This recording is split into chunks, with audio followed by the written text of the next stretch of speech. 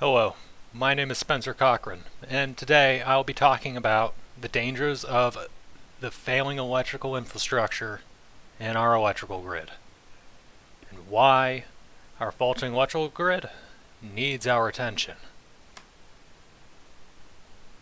Forest fires. Natural disasters are a terrifying force to be put up against. Wildfires are one such force of nature, laying waste to hundreds of acres of land.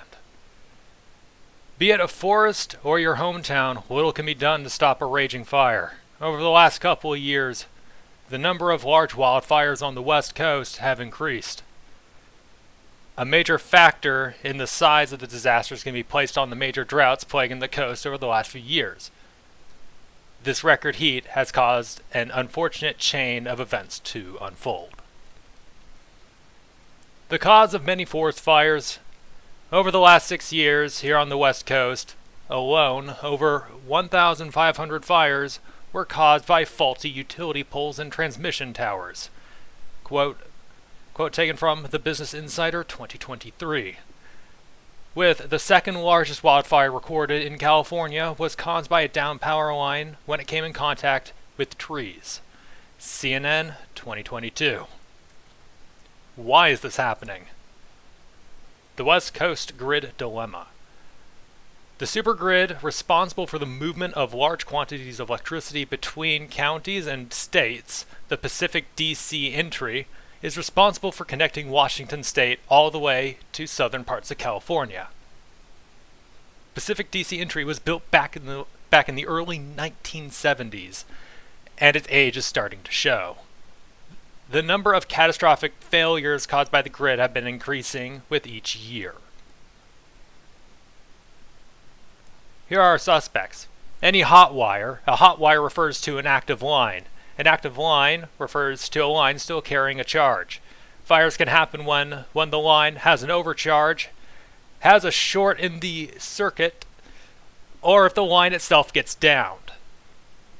Transformers are responsible for the transfer of electricity between circuits. They are responsible for preventing overcharges. Fires can happen when a transformer has a coil that melts down or when the iron core breaks.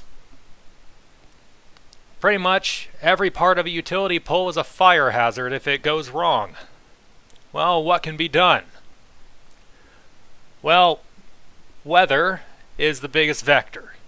Wind, fast-blowing winds can easily knock down utility poles or throw debris into active lines. Earth, shifting soils can knock down poles or break ground lines. And erosion rapidly degrades equipment, causing system shorts. The way that you would go about fixing those issues is to weatherproof the systems. In regions with high wind, you would require to wrap the poles in a sturdy material or a threaded line in order to minimize how much the line can sway, and composite utility poles if needed. They are much stronger than their wooden counterparts. In areas with loose or soft soil, foundations would have to be set for the utility towers or poles, and no lines can be run underground, else it just becomes a liability.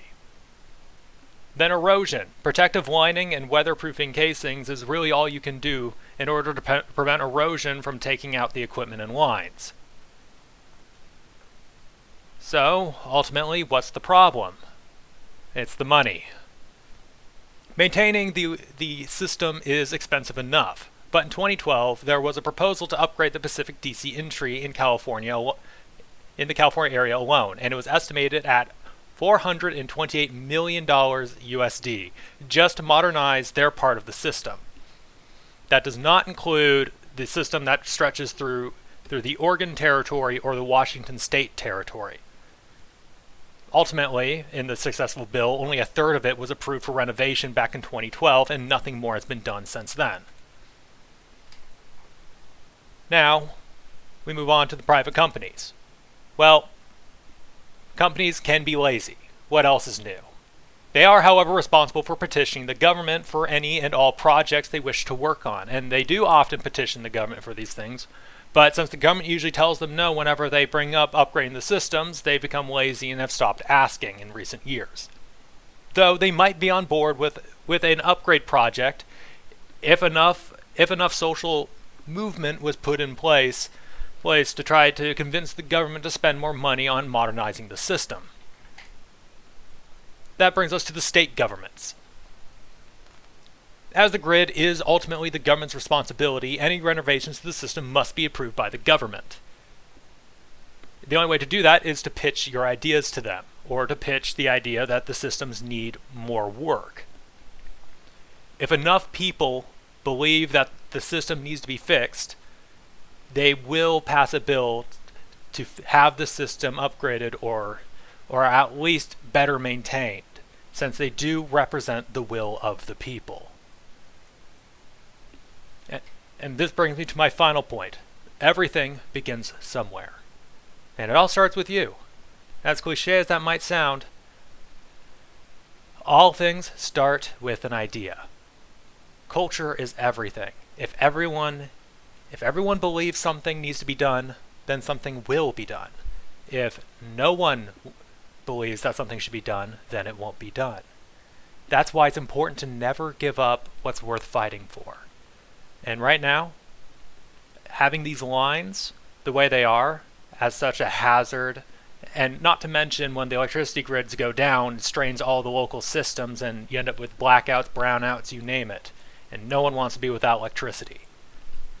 So, let's just bite the bullet and start petitioning for the system to be modernized. That is all.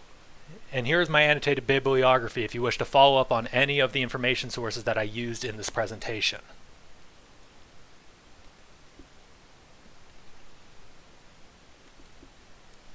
Thank you all for your time, and I hope you have learned something new.